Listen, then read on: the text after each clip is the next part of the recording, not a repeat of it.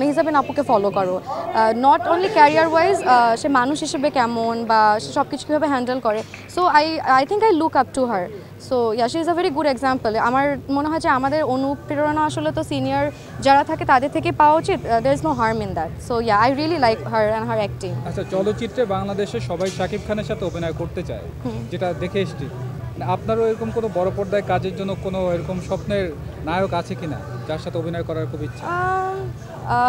না, আমার আসলে এই জায়গা থেকে আমি খুবই নিউট্রাল গ্রাউন্ড। আমি যদি ভালো গল্প পাই, ভালো ডিরেক্টর যে আসলে হচ্ছে, এইটা তো খুব বড় একটা রেসপন্সিবিলিটি ফিল্ম, সো যে আসলে সুন্দর করে বানাতে পারবে, অবশ্যই ভালো লাগে।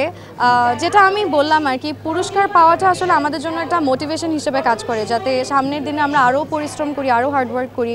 আর এছাড়া দর্শকের ভালোবাসা, আমি যেমন সবসময় বলি যে খুব কম সময় আমার দর্শকরা আমাকে অনেক ভালোবাসা দিয়েছে, and at the same time অ্যাওয়ার্ডটা পাওয়া খুব সম্মানের বিষয়। আর জুরি বোর্ডের হলে সেটা আসলে আমার কাছে মনে হয় আরও সম্মানের। আচ্ছা টোটিনি, আপনার তো ছোটো পর্দা অনেক কাজ করা হয়েছে, বড় পর্দা নিয়ে আসলে পরিকল্পনা কি?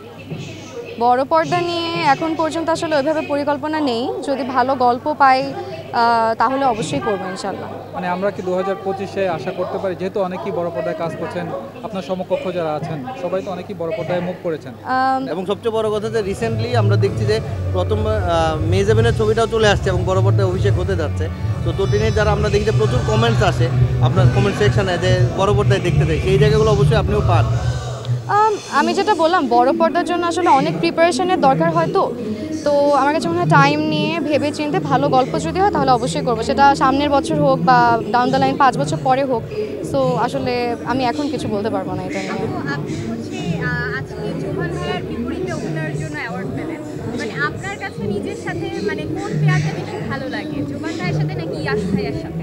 আমার কাছে সব পেয়ারই ভালো লাগে। যেমন আমার কাছে মনে হয় আমাদের ইয়াশ ভাইয়ার আমার একটা দর্শকপ্রিয়তা আছে, আমাদের দর্শক একসাথে জুটি হিসেবে খুব পছন্দ করে, বাট জোবান ভাইয়ের সাথে আমার খুব ভালো ভালো কাজ আছে। সো আমার অ্যাজ অ্যান আর্টিস্ট আমি আসলে খুবই নিউট্রাল। আমার দুইজনের সাথে কাজ করতে আমি এটা কম বেশি ভালো লাগে এটা আমি বলবো না। I like working with everyone. কিন্তু যদি বলি জোবান ভাইয়া তো ইয়াশ ভাইয়া থেকে একটু সিনিয়র, বাট কাজের ক্ষেত্রে দুজনের মধ্যে কি ডিফারেন্স ফিল করেন? ডিফারেন্স বলতে যেটা আপনি বললেন অ্যান্সারটা, যে সিনিয়র, সো এক্সপিরিয়েন্স অনেক বেশি, অভিজ্ঞতা অনেক বেশি। সো ওই জায়গা থেকে আসলে আমার মনে হয় সিনিয়র আর্টিস্টদের থেকে আমাদের অনেক কিছু শেখার আছে। অ্যান্ড ইয়াশ ভাইয়াও ইটস লাইক মোরাললেস, সেও আমার থেকে সিনিয়র। সো আমার মনে হয় যে এদের কাছ থেকে আসলে অনেক কিছু শেখার আছে। So I really enjoy working with both of. আচ্ছা, টোটিনির কাছে আমার প্রশ্ন হচ্ছে, টোটিনি কাউকে ফলো করতো কিনা শোবিজে পা রাখার আগে, যে তার মতো হওয়ার ইচ্ছা আছে বা এমন কিছু? শোবিজে পা রাখার আগে আসলে আমি অনেস্টলি খুব একটা যে ক্যারিয়ার বা এটা নিয়ে ভাবতাম তা না, বাট শোবিজে পা রাখার পরে I heard it from so many people যে if you want to be like someone তাহলে